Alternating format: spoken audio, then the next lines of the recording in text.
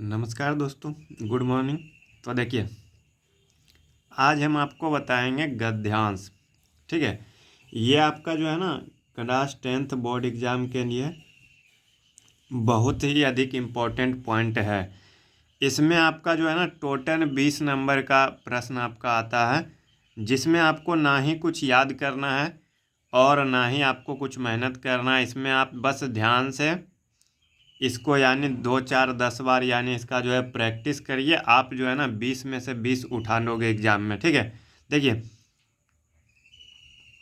हिंदी में इसको गद्यांश बोलते हैं और इंग्लिश में इसको समरी बोलते हैं। इंग्लिश में भी आपका 20 नंबर का आता है। ठीक है, तो ये प्रीवियस ईयर का 2022 में जो गद्यांश आया था, हम आपको उसका प्रैक्टिस करवाएंगे। देखिए, यहाँ पर क्या बोला गया है, निम्नलिखित गद्यांशों में किसी एक गद्यांश को पढ़कर नीचे दिए गए प्रश्नों के उत्तर दीजिए। यानी देखिए, 1 नंबर में जो आपका ये एक है और फिर ये आपका देख सकते हो कि इधर आपका एक का खो है। तो इसमें जो है ना एक का को और खो में किसी एक का उत्तर देना है।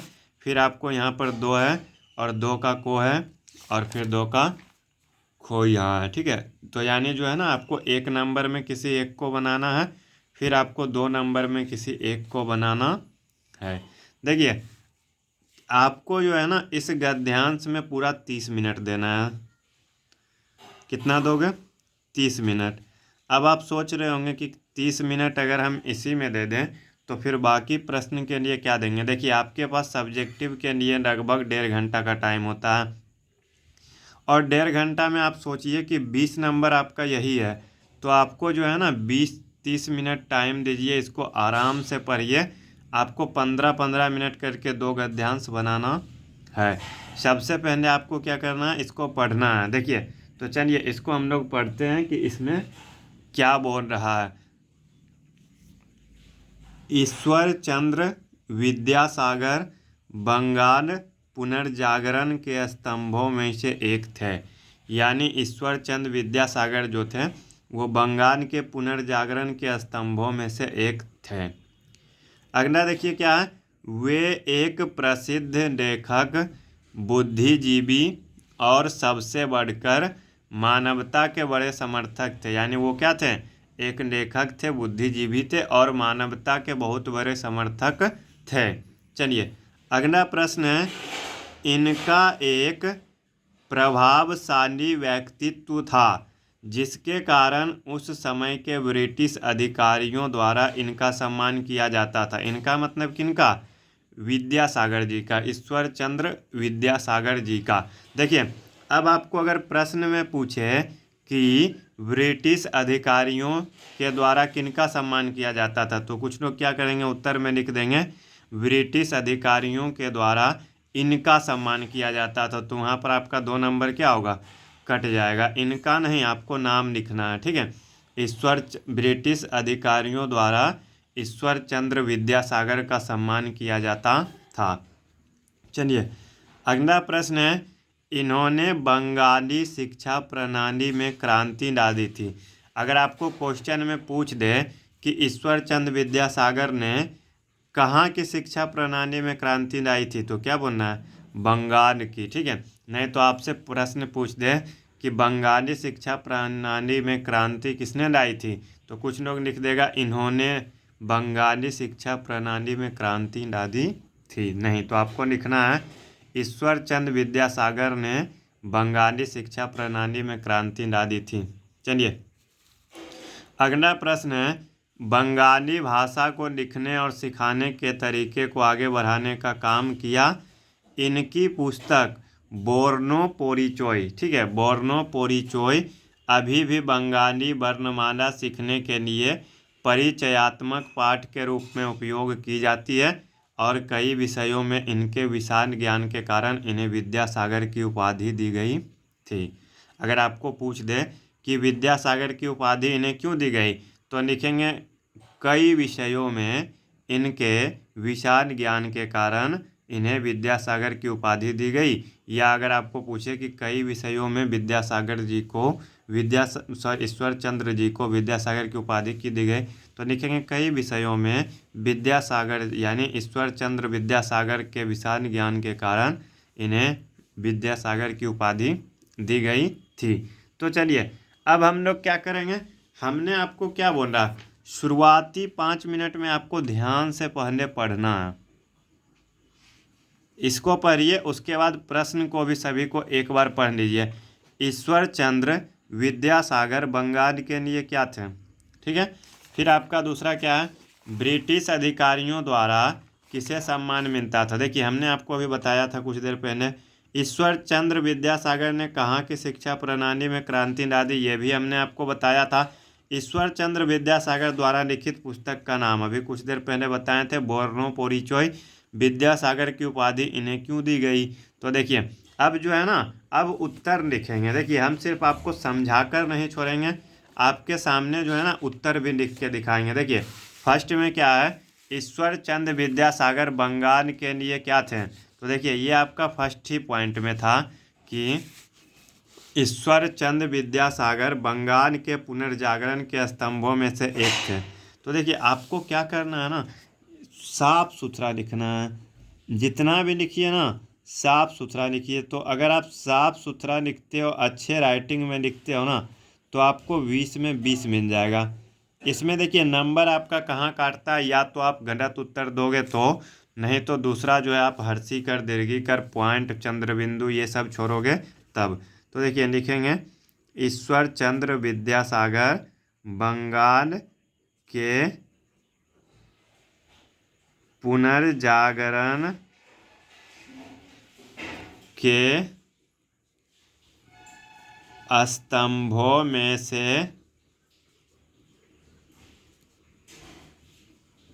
एक थे, ठीक है।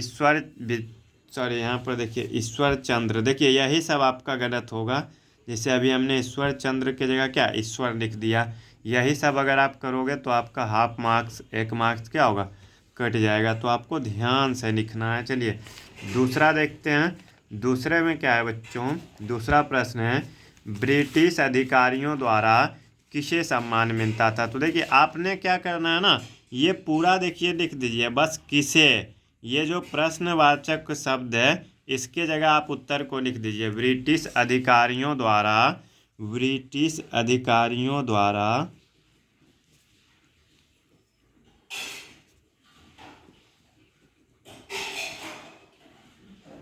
ब्रिटिश अधिकारियों द्वारा ईश्वर चंद्र विद्यासागर को सम्मान मिलता था। और देखिए आपको एक चीज़ बता दें कि ये हम बस एक बता करके आपको नहीं छोड़ देंगे, हम जो है ना आपको कम से कम अभी से एग्ज़ाम तक जो है गद्यांश का 5, 7, 8 लेकर आएंगे आपको, जिससे कि आप लोग बनाइए, देख देख करके आप लोग सीखिए। क्योंकि 20 नंबर है, रिस्क बिल्कुल नहीं लेने का। क्योंकि कभी कभी जो है ना थोड़ा हार्ड लैंग्वेज में लिख देता है, कभी कभी काफ़ी इजी रहता है। जैसे ये जो था ना ये काफ़ी आसान था, लेकिन किसी एग्ज़ाम में जो है ना थोड़ा सा हार्ड भाषा का उपयोग कर लेता है।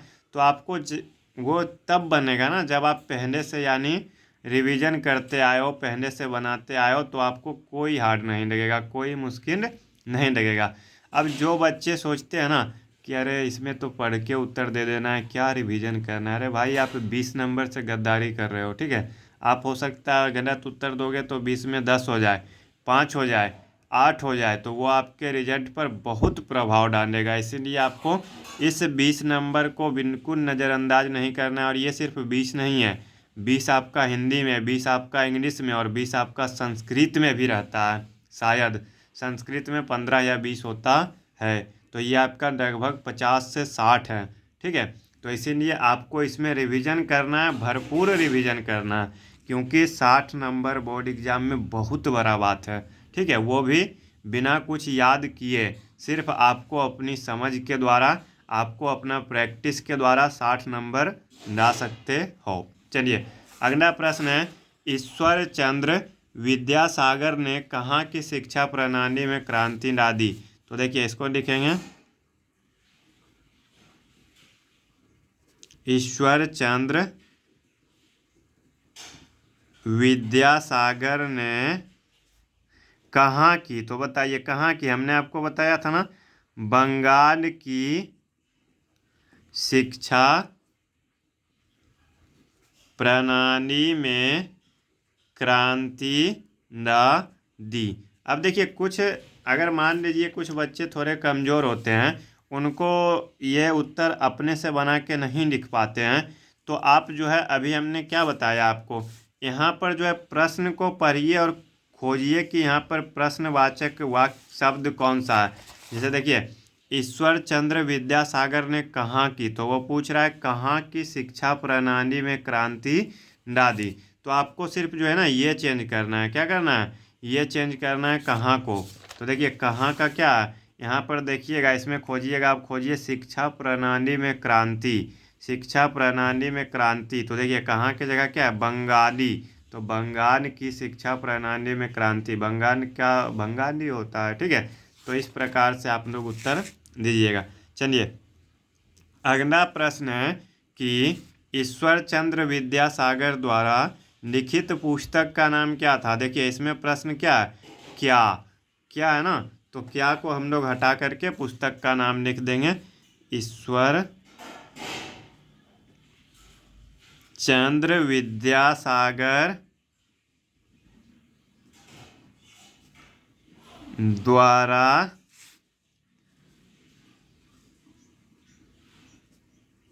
लिखित पुस्तक का नाम बोर्नो पोरिचोय था। देखिए जब पढ़ा रहे थे तो आया था ना नाम, और हमने आपको बताया भी था कि अगर आपसे पूछे प्रश्न में कि ईश्वर चंद्र विद्यासागर ने जो पुस्तक को लिखा उसका नाम क्या था, तो आपको बताना है बोर्नो पोरिचोय।